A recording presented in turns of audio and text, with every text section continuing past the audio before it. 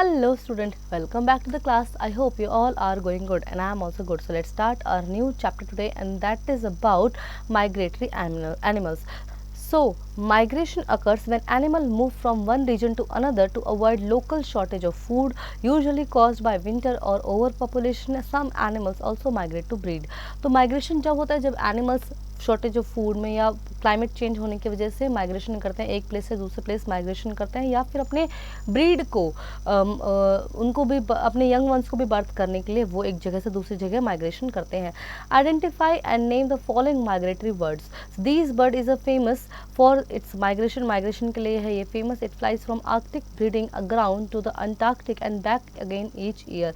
ये आर्कटिक से अंटार्कटिक जाता है और फिर हर साल वापस आता है. And this 19,000 kilometre journey ensure that this bird sees 2 summer per year. ठीक है, और ये तकरीबन साल में मतलब 6 महीने में 19,000 और साल में 35,000 किलोमीटर की जो जर्नी होता है उसको ये कवर करता है. और ये जाना जाता है मतलब जानता है कि ये 2 समर देखता है. ठीक है, यानी जब आर्कटिक में ठंड होती है तो ये अंटार्कटिका चला जाता है, अंटार्कटिका में ठंड होने लगती है तो ये आर्कटिक में चला जाता है. तो दोनों टाइम ये समर ही देखता है. ठीक है, चाहे आर्कटिक में हो चाहे अंटार्कटिक में हो.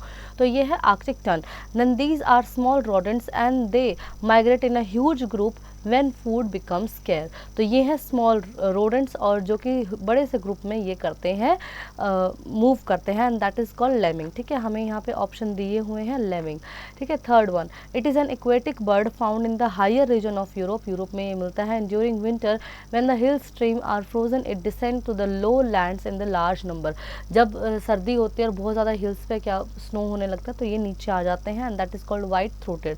Then we have it is small insectivorous bird. ये है small insectivorous bird. It breed in southern Siberia, Mongolia and the part of Tibet and China.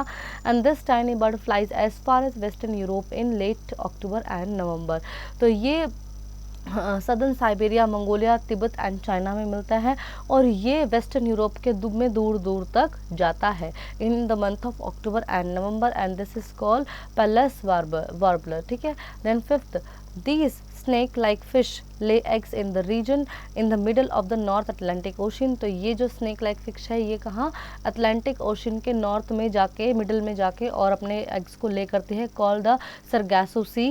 And there larvae then migrate towards the coast of Europe. फिर इनका जो larva होता है वो migrate करते हैं coast of the Europe. Europe के coast पे जाते हैं इन अ 3 ईयर लो माइग्रेशन.